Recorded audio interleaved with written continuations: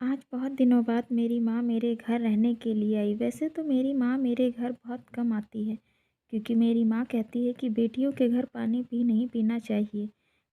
लेकिन मेरे भाई भाभीयों ने उसे बहुत परेशान कर रखा था, इसलिए वह भाई भाभी से परेशान होकर के मेरे घर कुछ दिनों के लिए रहने के लिए आ गई। और उस दिन से मेरी सास का मुँह चढ़ा चढ़ा सा रहने लगा। मेरी सास को लगता था अब मेरे बेटे का खर्चा बढ़ गया। वह बात बात पर मेरी माँ से पूछती थी कि आपको आपकी बहू बेटे मान सम्मान क्यों नहीं देते हैं। तो मेरी माँ सास के कुछ सवालों के जवाब दे देती थी और कुछ सवालों के जवाब नहीं देती थी, और वह बहुत उदास रहती थी। तो मैं अपनी माँ से कहती थी, मेरी सास की बातों का बुरा मत माना करो, उनकी तो आदत है बोलना। अब मेरी सास मेरी माँ से कहने लगी, बहन क्या तुमने अपनी ज़मीन जायदाद भी अपने बच्चों के नाम कर दी है? कम से कम ज़मीन तो तब तक अपने पास रखती जब तक जिंदा थी। मेरी माँ फिर से बेचारी चुप हो गई, क्योंकि मेरी माँ ने अपने बेटों को बहुत लाड़ प्यार से पाला था। उसे नहीं पता था कि शादी होने के बाद उसका बेटा इस तरह बदल जाएगा। मेरी सास अब मेरी ननद के पास फ़ोन करती है और मेरी ननद को भी घर की सारी बातें बताना शुरू कर देती है। तब मैं अपनी सास को बोलती हूँ कि मम्मी घर की छोटी छोटी बातें आप दीदी को मत बताया करो। परेशानियाँ हर घर में होती हैं, किसी घर में ज़्यादा होती हैं तो किसी घर में कम होती हैं। अब मेरी सास थोड़ा सनकी दिमाग की थी, तो उन्हें गुस्सा आ गया और वह मुझसे लड़ने लगी। कहने लगी, अब तेरी माँ आ गई है तो मेरी हर बात तुझे बुरी लगने लगेगी। मेरी बेटी है, अब मैं क्या अपनी बेटी से भी बात नहीं कर सकती हूँ? और क्या यह घर मेरी बेटी का नहीं है? तो अगर मैंने उसे दो बात बता दी तो क्या बुरा कर दिया? आखिर तू भी तो अपने मायके के मामलों में दखल देती ही है। तो अगर वह भी दो बातें बोल देगी तो इसमें क्या बुराई है? अब अगर मैं अपनी सास के साथ बहस करूँगी तो बात बढ़ जाएगी। इसलिए मैंने उस वक्त चुप रहना ज़्यादा अच्छा समझा और मैं वहाँ से हट गई। अब शाम को जब मेरे पति घर आते हैं तो मेरी सास उनके सामने भी शिकायत करना शुरू कर देती है।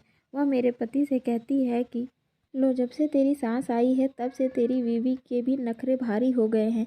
जैसा उसके मायके में होता है वह भी यहाँ ऐसा करना चाहती है। अब मैं अपनी बेटी से भी बात नहीं कर सकती हूँ। तेरी बीवी कहती है अपनी बेटी से बातें कम किया करो। मेरे ऊपर भी पाबंदियाँ लगाई जा रही हैं। तो मेरे पति गुस्सा हो करके मुझे आवाज़ देते हैं और मुझसे कहते हैं, यह क्या नई नौटंकी चल रही है? तब मैं कहती हूँ, मुझे नहीं पता मम्मी को ऐसी कौन सी मेरी बात है जो बुरी लग गई। मैं मम्मी को कुछ नहीं कहा। तो मेरी सास फिर से मेरे ऊपर गुस्सा होने लगी और बोलने लगी, अब तू मुझे मेरे ही बेटे के सामने झूठा साबित करना चाहती है।